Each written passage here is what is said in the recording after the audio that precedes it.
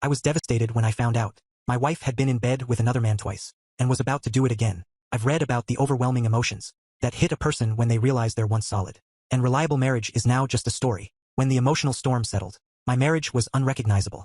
Everything was gone: trust, respect, admiration, concern, and love had all disappeared. All that remained was devastation, pushing me to give up and walk away. I wanted to end my marriage. There was nothing worth saving. My wife had turned our life into a pile of garbage. Susie and I had a bad fight about remodeling our living room. She thought the furniture was old and wanted to redecorate, but I explained it was only 2 years old, expensive and not worth replacing. She insisted on something new, and I may have made a mistake by suggesting she was tired of me. She sarcastically said she might go to bed with someone else, and in anger, I shouted that she should decide what she wants, but not expect me to wait for her. When she mentioned she should have married Bill instead of me, I got furious, yelled that I never wanted to hear her name again, and refused to buy new furniture. The argument ended and I left for the club to cool down. Bill had always been my main rival, the golden boy in our community. He once had his eye on my wife, but she chose me, though they met during a short separation. He almost succeeded in winning her over, despite my hard work and success. Bill's seemingly effortless prosperity made me jealous. I had no interest in pursuing a career in business. My upbringing emphasized the values of hard work,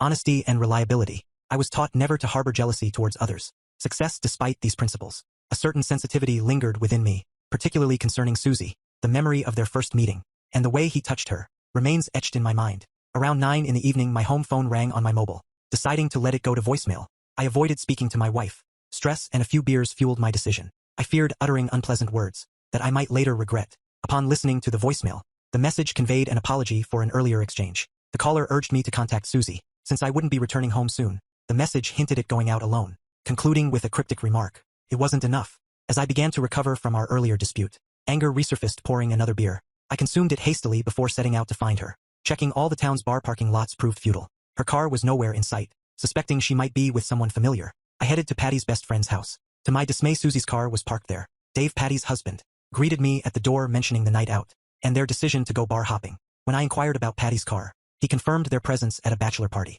Determined to locate them, I visited the bachelor's place, discovering Patty's car in the parking lot. Contemplating a direct confrontation with Susie, I opted to sober up in the car before taking any action. Around 11, they emerged from the bachelor's place and departed in Patty's car. Following at a discreet distance, they made their way to a downhill bar.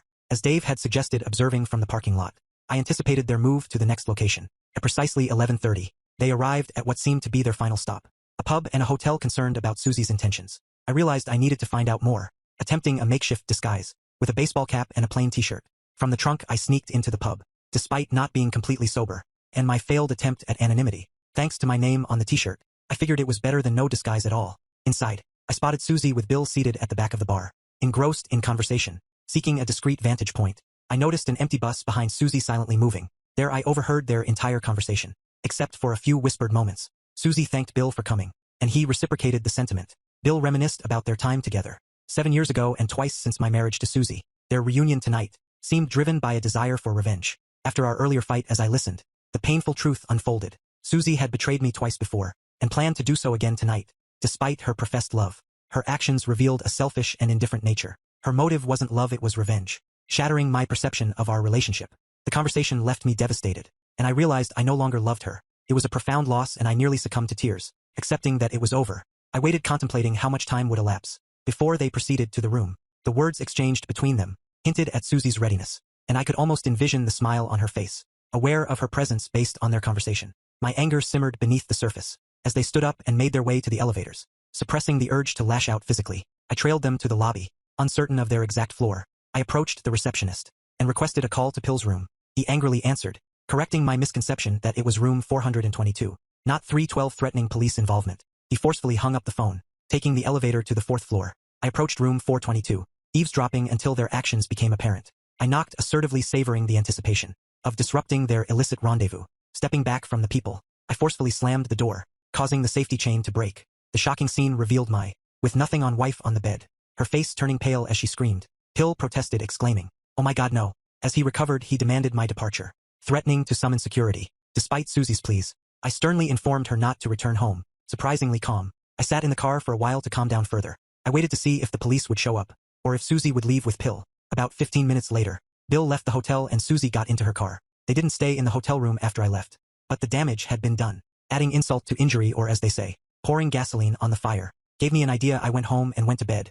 I'm not sure when the phone rang, but it was Patty calling. She explained that Susie is staying with Dave and her, so I shouldn't worry. I told Patty that I won't worry about Susie anymore. I don't care. Patty woke me up unnecessarily. I asked about the time and she said it's 3 a.m., claiming I can't say I don't care. Knowing I love Susie and she loves me, Patty shared that Susie is at their place, crying about her mistakes tonight, wanting forgiveness and asking to come back home. I informed Patty that Susie can't return home, and asked about her previous involvement with Pill. Patty expressed relief for not having a serious hangover, and being up since 8 a.m. By 10 a.m. I was ready to face Susie. I called Patty, and told her Susie could come back home if she wanted. I stood at the entrance when Susie arrived, accompanied by Dave and Patty, probably to ensure no physical damage. Seeing a pile in the front yard, Susie asked what it was. I explained it's everything reminding us of each other, including gifts, photos, and old furniture. I set our wedding photo on fire as a symbolic act, signaling the end of our marriage. Flames quickly engulfed everything, leaving only ashes and charred furniture frames. I told Susie she won and hoped it was worth it.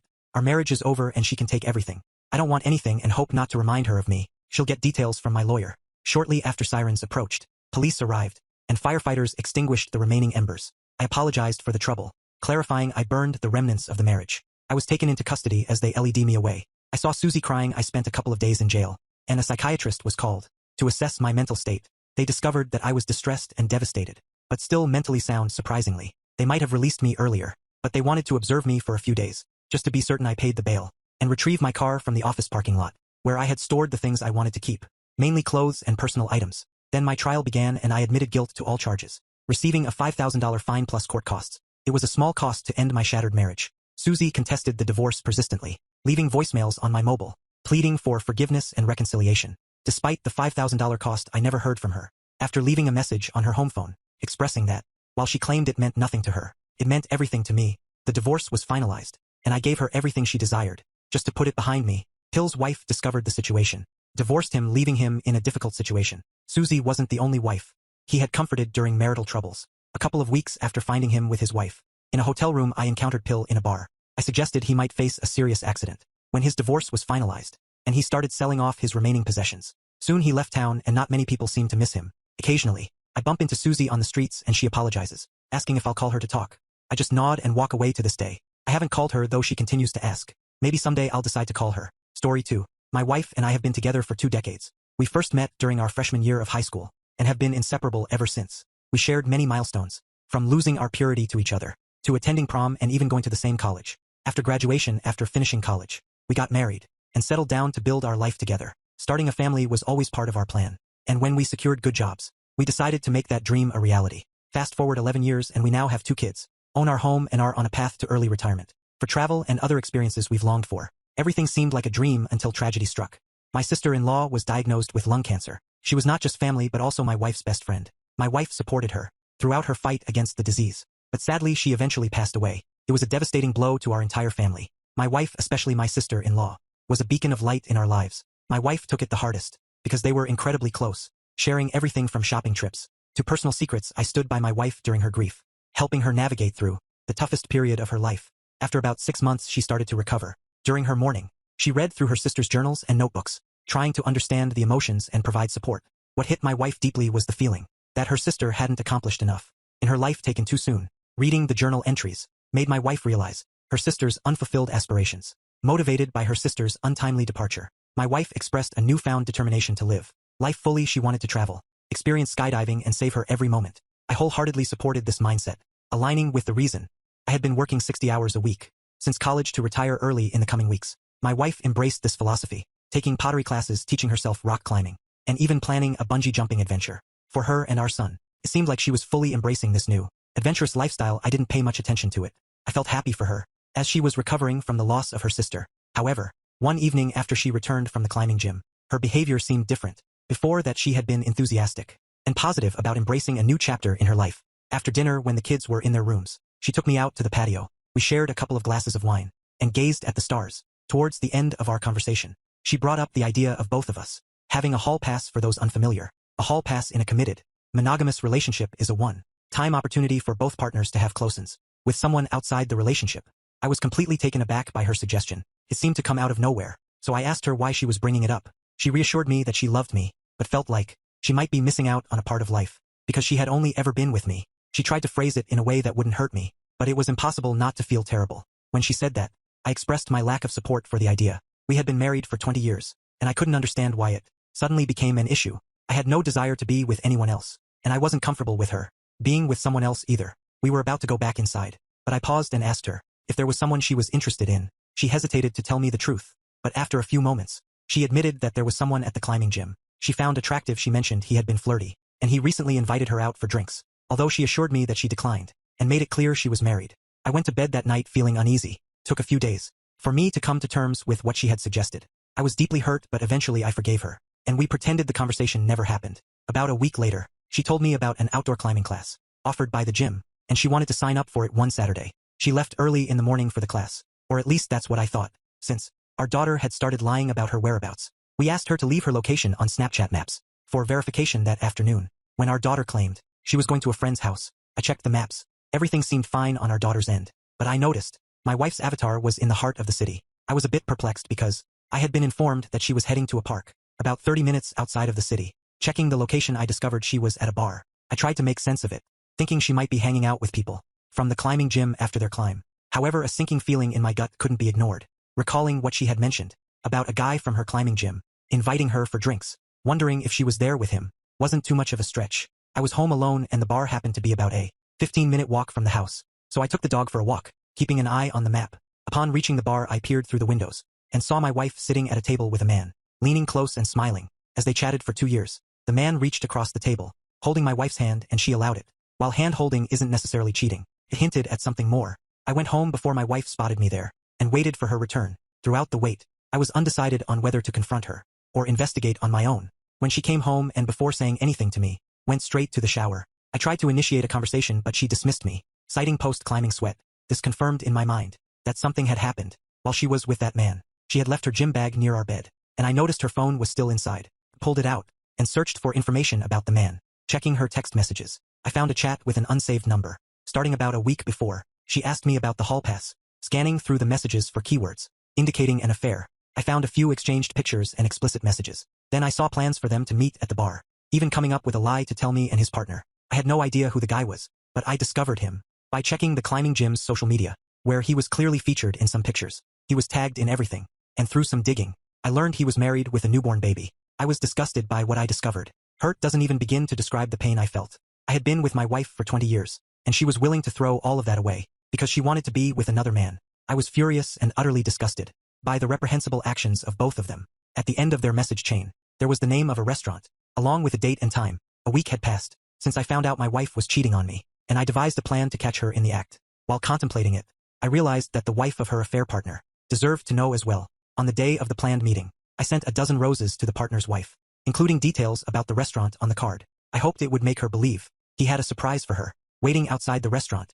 I observed her heading in. I followed her inside, and we both noticed our partners holding hands. Simultaneously, she hurried over, started yelling at him in front of everyone. My wife was surprised to see me, but she quickly got up, insisting it wasn't what it seemed. I asked her to explain the text messages, and she fell silent. I informed her that I was ending our relationship, and that she could expect to see me in court.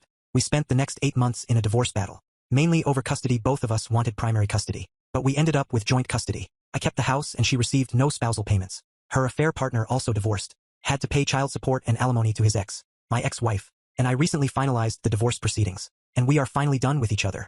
I honestly don't know how to move forward, having only been with one woman. In feeling betrayed, I'm unsure about the next steps. My girlfriend and I were together for 3 years, before everything fell apart. I believed she was the one and planned to marry her, but she cheated on me with my cousin. It all began when we met at a nightclub 3 years ago. She was the hottest woman there, and I didn't think I had a chance. But I tried anyway. Surprisingly, she was interested, and we've been together since. She moved into my apartment, a year and a half into our relationship, and I didn't question it because I was deeply in love. Then my cousin, who used to live down south, got a job in New York. I helped him get an apartment in my building, excited to have family close by. We were good friends, often playing games online. I thought it would be nice having family nearby. Once he settled in, and we hung out quite often. He never hid that he found my girlfriend attractive, but I never thought he'd act on his feelings. I never noticed anything going on between them. While I was around, they respected each other's space. A few months after he moved in, I was grabbing coffee with a friend, and my cousin showed up with his new girlfriend, who happened to be my girlfriend's work friend. We tried to set them up at a party, but it didn't seem to be going well. They were keeping things low profile, not wanting to pressure their relationship. Finding it amusing, I wanted to surprise my girlfriend with the news. I texted her to come to the cafe for a surprise, but she replied that she couldn't, because she was hanging out with her friend.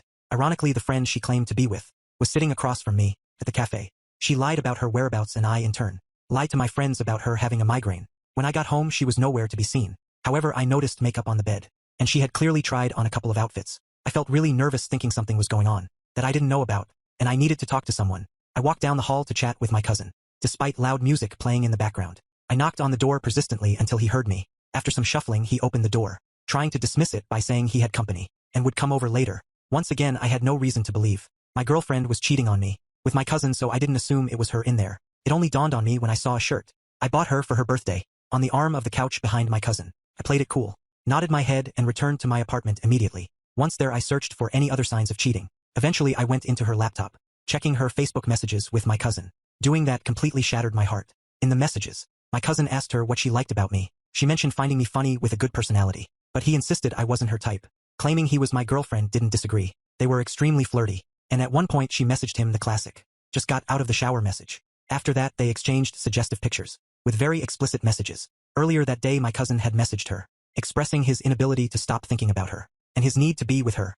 He instructed her to come up with an excuse to visit his apartment, and she did. Realizing it was over between my girlfriend and me, I decided to cut my cousin off entirely from my life, leaving no trace for everyone I knew. I captured screenshots of everything I saw, sending them to myself, just in case my girlfriend attempted to lie. Fortunately, my name was on the lease and hers wasn't, since she moved into my apartment. This meant I could at least kick her out. When she came home a few hours later, I immediately told her to leave. Confused, she asked why, and I revealed that I had discovered her involvement with my cousin.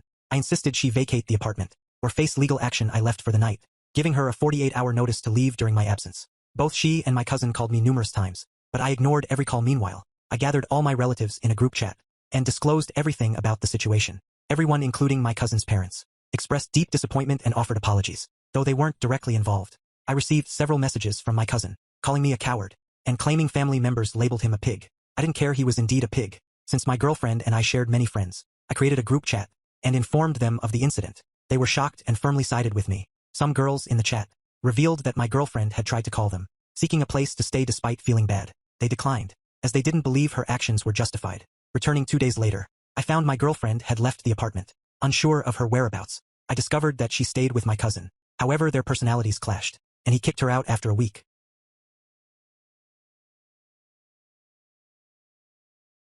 After that, I lost track of where she went. I guess I learned that you really can't put your trust in just anyone, not even family. I'm Jason, and I had a 5-year relationship with my ex-girlfriend Bella. We met at a unisex salon, where she worked as a hairdresser, and we hit it off from the start. Although I liked her initially, I never expected our connection to grow into a deep love. After several visits to the salon, I gathered the courage to ask for her number, and she agreed, since we were already familiar with each other. The typical story unfolded. We went out, got to know each other, and eventually fell in love. Our decision to not rush into settling down early stemmed from my past heartbreak with an ex-girlfriend. I wanted to take things slow with Bella. After 5 years of dating, I felt it was time to make our commitment official. 2 months before the wedding, Bella surprised me with the news that she was pregnant. While it wasn't part of our original plan, I welcomed it as a blessing. Initially, Bella and I had agreed to wait 3 to 4 years after marriage to have a child. She had experienced 2 feticides in the past, and I wanted to avoid that for her. Despite the unexpected joy of impending parenthood, planning a wedding and expecting a child simultaneously wasn't easy. Bella insisted on the grand wedding she had always dreamed of, with an expensive venue, gown, and other costly elements. While she had saved money for the wedding, I thought it made more sense to allocate our budget towards securing a home for our growing family and addressing other essential needs. However, she believed in making our wedding a once-in-a-lifetime event, arguing that we had many years ahead to focus on our child. After considering her perspective, we proceeded with the wedding she envisioned. We booked the venue, paid for the cake she desired, and she covered expenses like her gown, hairdo, and other necessities with her bridesmaids. Despite my internal reservations, I was genuinely excited about the upcoming events. I was about to marry the woman I loved, and I was thrilled that in our 5 years of dating, she had never betrayed my trust. I thought she was a faithful partner who would stay true to me as we aged together. Unfortunately, I was mistaken. I delved too deeply into the future, while my present was already a mess. Unbeknownst to me, as I smoothly planned our wedding, investing my savings to create her dream ceremony,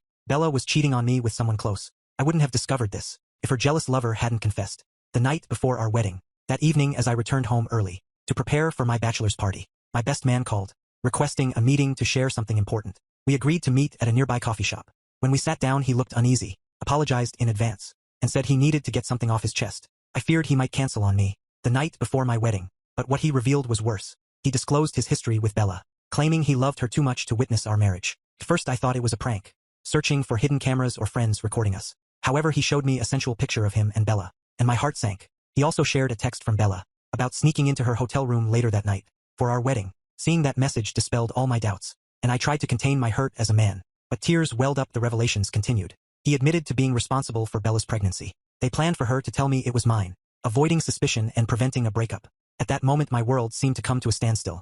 Countless thoughts raced through my mind, making it tough to accept that the woman I loved, and held high expectations for in our relationship, was carrying my best man's child. I was furious, imagining if my anger were visible, my best man would have seen smoke. When I'd heard enough, I exploded in anger, throwing the chair I sat on and storming out, trying to control my rage. I punched him when he followed and grabbed my arm. Then I drove off in my car. I called the wedding venue to cancel, managing to get home without crossing any limits. Once there I cried, intensely devastated by Bella's treacherous betrayal. While still mourning, she called about canceling the venue, and from my voice she sensed my distress. I didn't sugarcoat it. I told her I knew everything. Officially calling off the wedding took her a moment to grasp, and as she realized I was aware, she cried and begged over the phone all night, despite my insistence that I wanted nothing to do with her. She kept calling. I avoided sleeping at home, expecting her attempts to beg in person. She even suggested we still get married and sort things out afterward, fearing the shame of a last-minute cancellation, especially after boasting to her friends. Our wedding never happened, and I can't forgive her for what she did. All my efforts and sacrifices of 5 years vanished.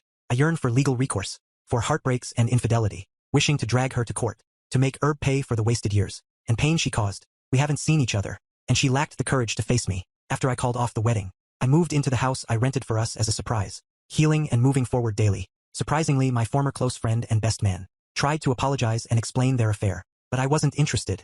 I told him we could no longer be friends, and he had no place in my life. Since then we haven't made contact, and I'll never speak to him again, considering it childish, but I don't care. Bella didn't keep his child. She aborted it as payback, and they are no longer together. I've learned my lesson and won't love deeply again. At times I wish I had invested my resources and sacrifices in my life, a far better use than wasting them on a promiscuous woman. But as they say, where there is life there is hope.